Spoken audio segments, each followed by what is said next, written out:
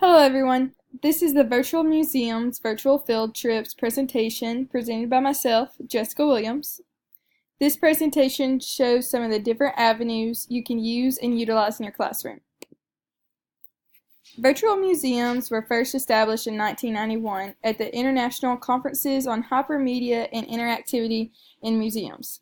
It is a means to establish and access context and outreach by using information technology. It holds a collection of digitally recorded images, sound files, text documents, and other data of historical, scientific, or cultural interest that are accessed through electronic media.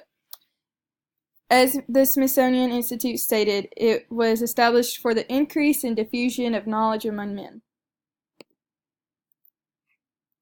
Virtual museums allow different audiences, as well as the general public, to access and interact with the vast numbers of objects scattered among various locations in an engaging and informative way. And this picture right here, this is a picture from my favorite virtual museum, which I have a link to later on in this presentation. It's actually about recycling, which is kind of cool. But the basic feature is connectedness, connecting the museum to the visitor and the visitor to the artifacts. Because visitors typically think that information is important for the appreciation of museum objects in general and for art in particular. If they do not get that information, then visitors lack the key to the understanding of the museum objects, and they cannot connect to the objects. And whether a visitor is in the actual museum or at home tutoring a virtual one, the connectedness is still the basic feature that they're going off of.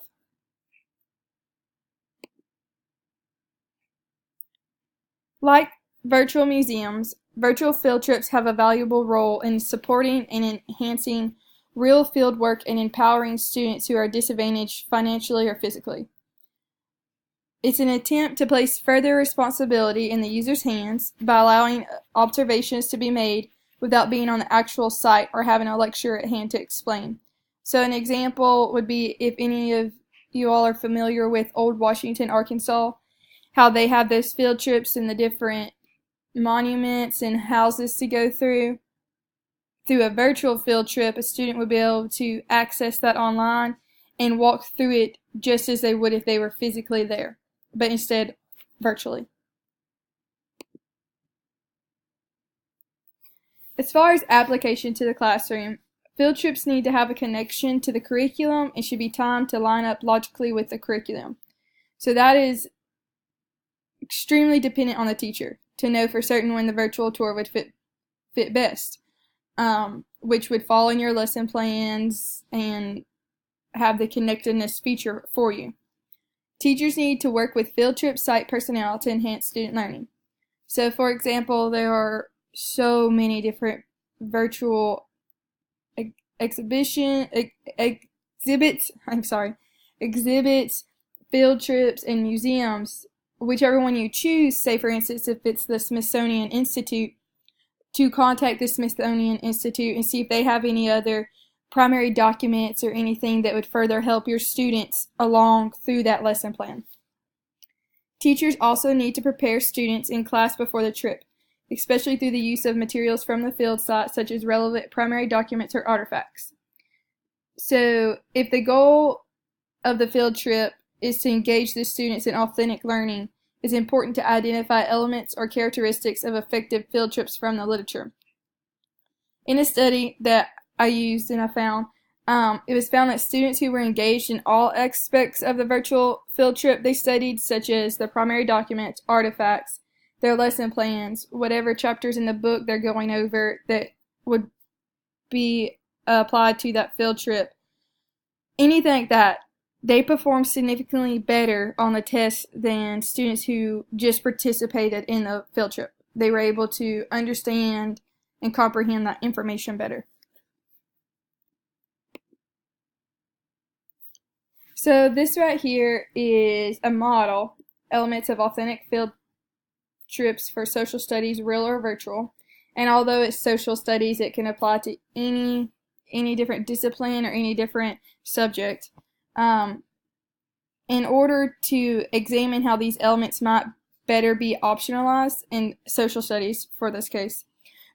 And to better understand what they may look like, Colonial Williamsburg's Elements of Authentic Field Trip program was selected for analysis in one of the studies I read because it appeared to include all the elements. So the elements are logical connections to time and to the curriculum, student and teacher interactions with experts as part of the field trip, such as the Smithsonian, contacting the Smithsonian Institute, as I talked about. Instruction is inquiry or problem-based in order to engage students in higher-order thinking. Field trip site provides guidelines or materials for teachers. Media artifacts used to enhance the curriculum. Teachers engage students in work to prepare for and debrief the field trip to work towards deeper knowledge. Teachers collaborate with field trip site personnel to enhance student learning. And there's clear objectives for the field trip. And basically, each one of those elements was covered in the previous slide to state how the student can make this the best experience they have as far as learning experience and being able to not just memorize it, but understand it. This model helps support Bloom's taxonomy and levels of lower and higher order of learning. If a student is at the level of understanding, by implementing the different primary documents, along with the information of a virtual museum or field trip, the student gains a better foundation to move on.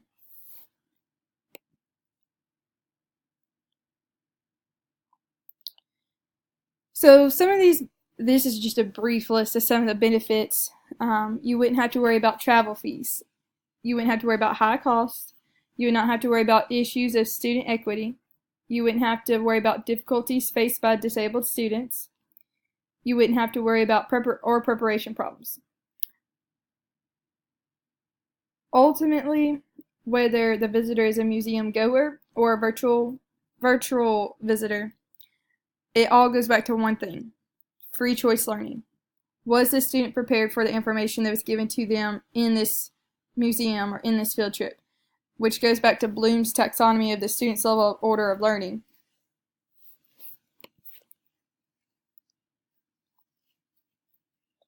So here comes the samples.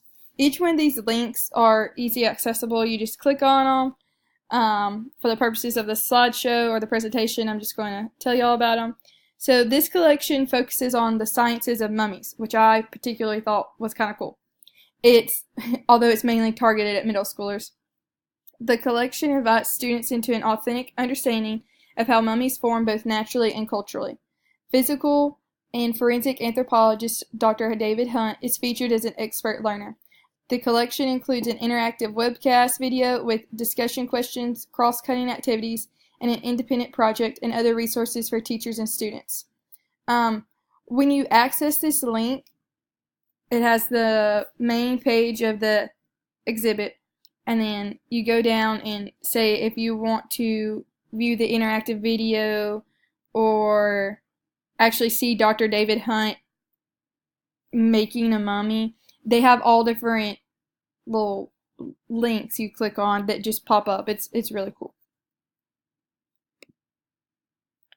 This one was my favorite one though.